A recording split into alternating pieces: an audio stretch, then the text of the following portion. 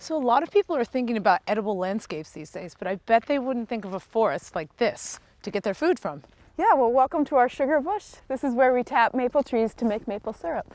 So how old are these trees? You know, some of them are over 100 years old, others are more like 50 or 60 years old.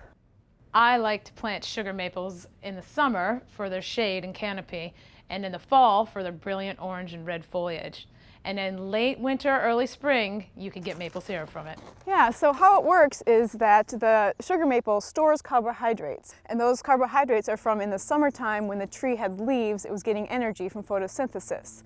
Those carbohydrates are then converted to sugar that are absorbed into the sap in the tree that we then extract that sap. So we need certain weather conditions for the sap to flow? Yeah, so it needs to be below freezing at night and above freezing during the day. So 20s at night and then in the 40s during the day is perfect for sap flow. Okay. Now I would expect to see buckets everywhere, all of these trees. You know, some large operations have tens of thousands of taps, and so using these tubing is a way of collecting the sap kind of in a much easier way. It'd be a lot of work to have buckets and have to collect tens of thousands of buckets. So tubing is just a way of bringing the sap to a central location where we can then process it into syrup. But if a homeowner had a couple of maple trees and wanted to put up some buckets and make maple syrup, they could definitely do that. I'll show you how. All right. So it takes about 40 gallons of sap to make 1 gallon of syrup. Wow. Yeah, and one tap in a tree will yield about 1/4 gallon of finished syrup. Okay. So how big does a tree need to be before you tap it? The smallest tree you want to tap would be a 10-inch diameter tree, and that can support 1 tap. And then when the tree gets bigger to be about 18 inches in diameter, you can put 2 taps in that size tree. Okay. We've got a tree right here that's ready to tap. Do you want to try it? I would love to. All right, so you can take this drill. Okay. And this drill has a 5/16 drill bit in it. And you can also use like a battery-powered drill at home with a 5/16 drill bit. Drill it at a little bit of an angle so the sap will flow out of the tree. And you drill in about 1.5 inches.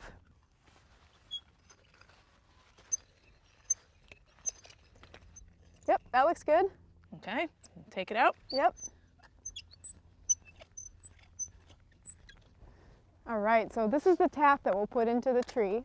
You can buy these online, and they kind of act like a drinking straw that help the sap drip out of the tree. So just tap it at yeah, upward tap motion? it really gently, and you'll hear when it kind of goes all the way in, it'll kind of sound like a thud instead of a tap. There you go, that looks great. Okay. So now we take this bucket, and you hang it right on the tap. Oh, there's a hook right on there. Yeah, and you put the lid on to make sure you don't get any extra rain and snow that goes into your bucket that you then have to just boil off later. And when the sap's really flowing, you're going to want to empty these buckets once or twice a day. And then take it down to the sugar house and turn it into syrup. All right.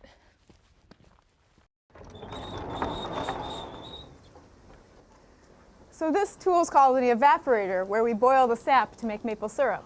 So what happens here is we have a really hot fire underneath these pans, and then this back pan has the raw sap in it that looks almost clear, almost like water. And then it gets boiled down and it moves through different compartments and moves to this front pan where it's a much darker color, much closer to syrup in this front pan. This smells amazing, but most homeowners would not have this at home. Yeah, a homeowner that's tapping a couple trees, they can boil the sap in an outdoor grill or a turkey fryer, use any kind of food-safe container to put the sap in and then boil it down outside. So we boil the sap, and we have a couple different tools to use to know when it has turned into maple syrup, when we've boiled off enough of that water. One is this thermometer right here, and the other tool is a hydrometer right there. So the thermometer obviously checks for temperature. What does the hydrometer do? The hydrometer checks for density. It makes sure we have the right sugar content in the syrup. So the last step is I pour it through this heavy-duty filter fabric. So if I was doing this at home, I would double up on coffee filters. Sure, that would work.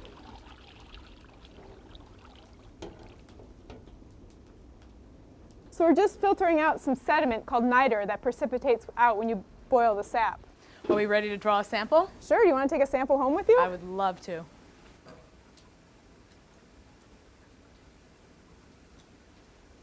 That looks great.